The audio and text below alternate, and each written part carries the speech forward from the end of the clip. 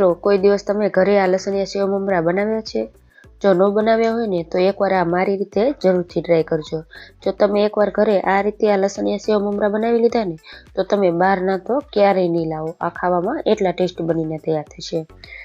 તો વિડીયાને સ્કીપ કર્યા વગર પૂરેપૂરો જોજો, જેનાથી તમારાથી પણ પહેલી જ વારમાં બહારના પણ ભૂલાવી દે તેવા લસણિયા સેવ મમરા બનીને રેડી થશે. જો તમને મારી રેસીપીઓ ગમતી હોય અને હજી સુધી મારી ચેનલને સબસ્ક્રાઇબ ન કરી હોય તો આવી જ નવી અને સરળ રેસીપીઓ જોવા માટે ભારતીસ કિચન ગુજરાતીને સબસ્ક્રાઇબ કરી લેજો. તો ચાલો રેસીપી શરૂ કરીએ. તો આ સુપર ટેસ્ટી સેવ મમરા બનાવવા માટે મેં અહીં 3 કપ જેટલા મમરા લઈ લીધા છે. જો તમારે અહીં વધારે કે ઓછા બનાવવા હોય તો તમારે એ રીતે મમરાનું માપ સેટ કરી લેવાનું છે.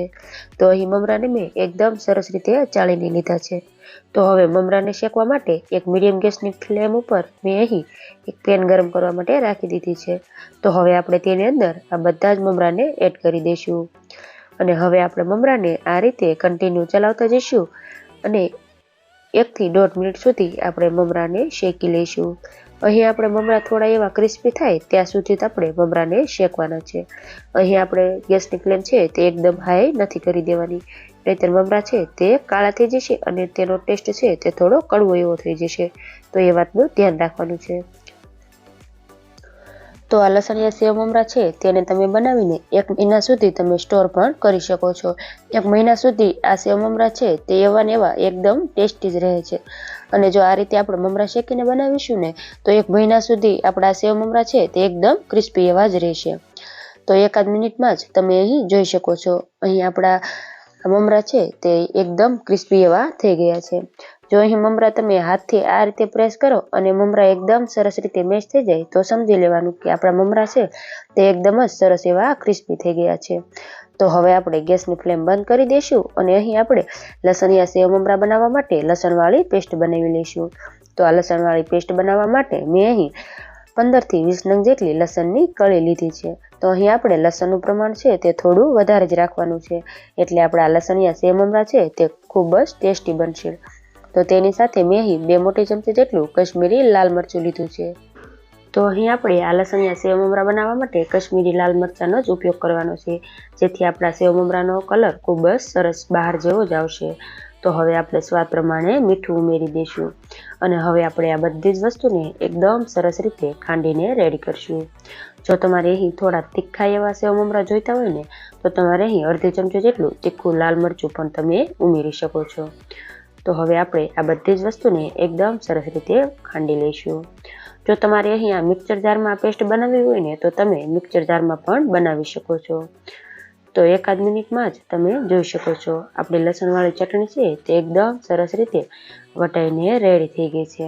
તો હવે આપણે આ તૈયાર થયેલી પેસ્ટને સાઈડમાં રાખીશું અને હવે આપણે સેવ મમરા બનાવવાનું શરૂ કરીએ. તો અહીં આપણે આ લસણિયા મમરાને વઘારવા માટે મેં અહીં મીડિયમ ગેસની ફ્લેમ ઉપર પેન ગરમ કરવા માટે રાખી દીધી છે. તો હવે આપણે તેની અંદર 3 મોટી ચમચી જેટલું આપણે તેલ ગરમ કરવા માટે રાખી દઈશું અને તેલ આપણું હલકું એવું ગરમ થઈ જાય એટલે હવે આપણે જે લસણવાળી ચટણી વાટીને રેડી કરી છે તે આપણે ઉમેરી દઈશું. તો અહીં આપણે આ તેલ છે તે હલકું આ રીતે ગરમ થાય ત્યારે જ આપણે તેની અંદર આ બનાવેલી લસણવાળી ચટણી ઉમેરવાની છે. જો અહીં તમારું તેલ વધારે ગરમ હશે ને તો આ લસણવાળી ચટણી ઉમેરતાની સાથે જ બળી જશે અને તેનો ટેસ્ટ છે તે બિલકુલ સારો નહીં આવે. તો અહીં આપણે આ રીતે મીડિયમ જ ગરમ તેલ હોય ત્યારે જ આપણે આ ચટણીને સાતળવાની છે. તો આપણું તેલ આ રીતે ગરમ થઈ જાય એટલે આપણે ગેસની ફ્લેમ છે તે બંધ જ કરી દેવાની છે. તો આપણી આ લસણવાળી ચટણી છે તે એકદમ સરસ રીતે સતળાઈ જશે. તો આ રીતે આપણે 1 મિનિટ સુધી એકદમ સરસ રીતે ચલાવતા રહીશું અને લસણવાળી ચટણીને આપણે અહીં સાતળી લઈશું. તો 1 મિનિટમાં જ આપણી આ લસણવાળી ચટણી છે તે સતળાઈ ગઈ છે. તો હવે આપણે તેની અંદર આ શેકેલા મમરા રાખ્યા છે તેને આપણે એડ કરી દઈશું અને વળી પાછી આપણે ગેસની ફ્લેમ ઓન કરી દઈશું અને એકદમ જ સ્લો ગેસની ફ્લેમ રાખી આપણે આ રીતે મમરાને મિક્સ કરી લઈશું અને 1 મિનિટ સુધી આપણે આ રીતે મિક્સ કરતા જઈશું અને મમરાને આપણે આ ચટણી સાથે થોડા એવા શેકી લેવાના છે, જેથી આ એકદમ સરસ લસણિયા સેવ મમરા આપણા બનીને રેડી થઈ જશે. તો આ રીતે આપણે બધું જ એકદમ સરસ રીતે મિક્સ કરી લેવાનું છે. તો અહીં આપણે આ કશ્મીરી લાલ મરચું એડ કર્યું છે ને એટલે આપણા મમરાનો કલર છે તે એકદમ બહાર જેવો જ આવશે.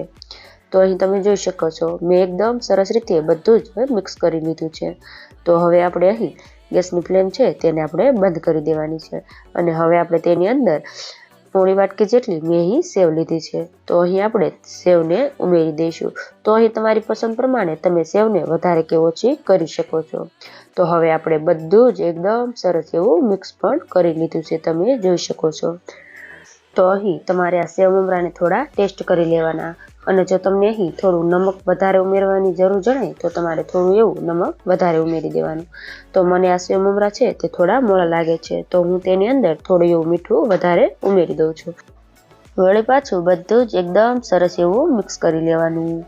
તો અહીં તમે જોઈ શકો છો બહારના પણ ભૂલાવી દે તેવા આપણા એકદમ જ ટેસ્ટી એવા આ સેવ મમરા બનીને રેડી થઈ ગયા છે। તો તમે પણ ઘરે એકવાર આ મારી રીતે આ લસણિયા સેવ મમરા બનાવવાનું જરૂરથી ટ્રાય કરજો અને મને કમેન્ટમાં જણાવજો કે તમને મારી આજની આ રેસીપી કેવી લાગી। જો તમે એકવાર ઘરે આ રીતે આ સેવ મમરા બનાવી લેશો ને તો બહારના તો તમે ક્યારેય નહીં લાવો। આ સેવ મમરા ખાવામાં એટલા ટેસ્ટી બનીને રેડી થયા છે। તો તમે અહીં જોઈ શકો છો આપણા સેવ મમરા છે તે બહાર જેવા જ એકદમ કલરફુલ અને ક્રિસ્પી બનીને રેડી થયા છે। જો તમને મારી આજની આ રેસીપી પસંદ આવી હોય તો મારા વિડીયોને લાઇક કરજો, શેર કરજો અને મારી ચેનલને સબસ્ક્રાઈબ કરજો। અને આવી જ નવી નવી અને સરળ રેસીપીઓ જોવા માટે બાજુમાં આપેલા બેલ આઇકન પર ક્લિક કરજો, જેથી મારી નવી આવનારી રેસીપીઓના નોટિફિકેશન તમને સૌથી પહેલા મળે। Thanks for watching.